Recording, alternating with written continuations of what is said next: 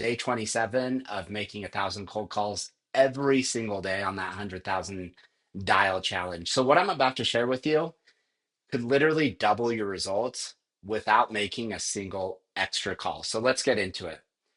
First lesson, you reap what you follow up on. Here's what most people get wrong about prospecting. They think the win is in the call, and it's not. The win is in the follow up. Prospecting, think of it as seed planting. You're a farmer planting seed. That's it. You're not harvesting. You're not eating that day. You're putting seeds in the ground. Now, what happens if you don't water those seeds? Nothing. You don't get deals. You don't get callbacks. You don't get commission. You just end up bitter, frustrated, and blaming the market. And someone else, someone with better systems, someone with a better follow up plan is reaping what you sowed. So let that thing sink in. You did the work and they got the reward. If you don't have a follow up machine in place, text, CRM alerts, email drips, check ins via phone, you're not building a pipeline, you're building someone else's. Lesson number two, bad systems gets you bad clients. If your systems stink, don't go after long term leads. And here's why: long term leads are like slow cooking brisket, they take time, care, consistent attention. If you're not organized, guys, they're just going to rot in your CRM until someone else picks them up or until they call their aunt who's been in the industry part-time for the last 4 years.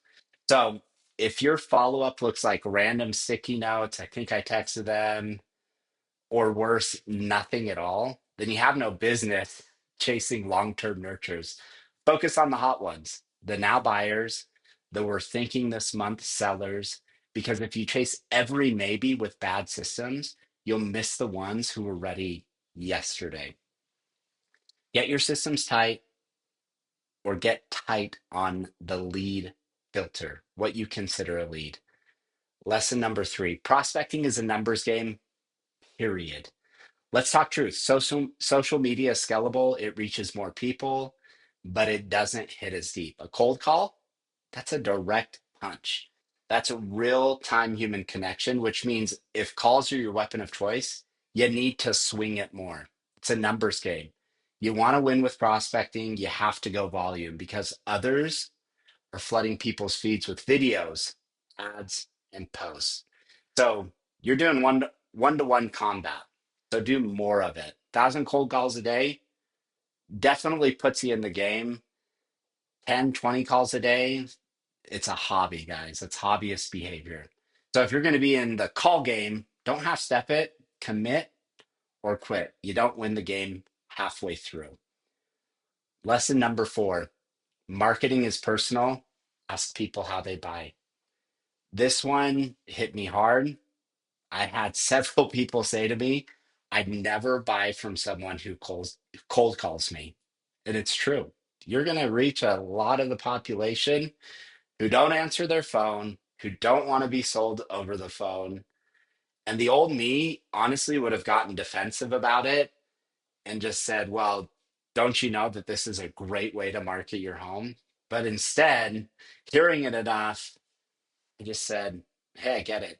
Wasn't my intention at all to upset you. I'm always trying to improve the way I market and communicate with people. Can I ask, how do you usually come to a buying decision? And guess what?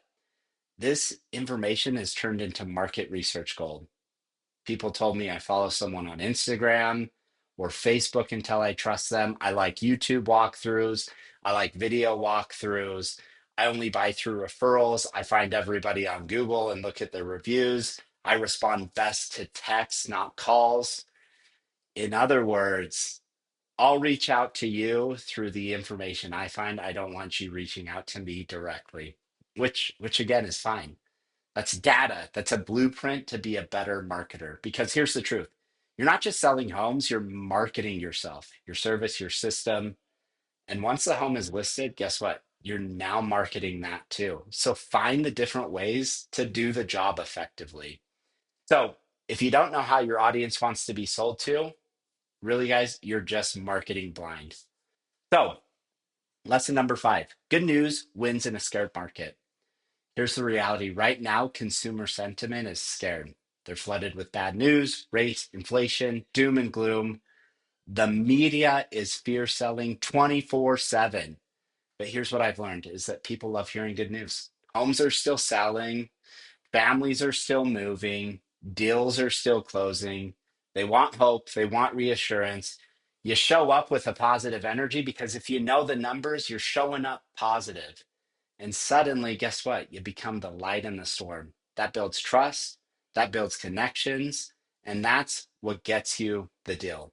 You don't have to sugarcoat it, but you do need to balance the fear with the facts. Be the calm in the chaos, and people will run to you, I promise. That is what's going to separate you and make you different. So, those are the 5 lessons up to day 27 that I have been taught. Follow up or someone else is going to eat your lunch.